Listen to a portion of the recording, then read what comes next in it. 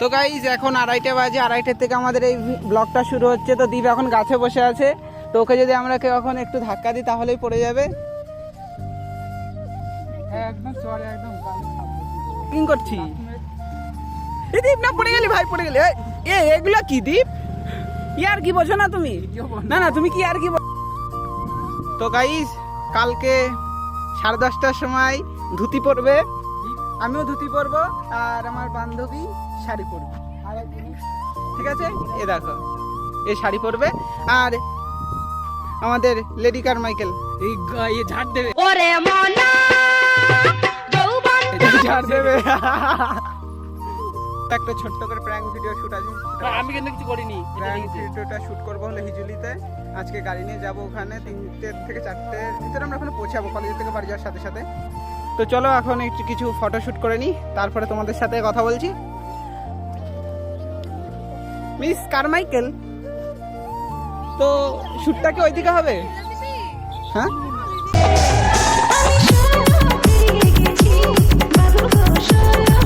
খুব সুন্দর জায়গা, মনে হয় যদি কলেজে না থাকে তাও এখানে এসে বসে থাকতে ইচ্ছে করে। কি করবি?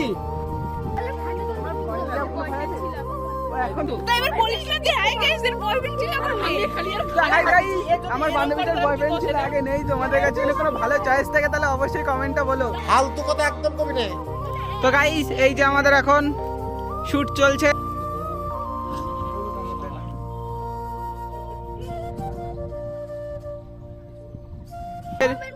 রোমিও আর জুলিয়েট ওখানে বসে। আমি বললাম রোমিও লেডি কিলার রোমিও।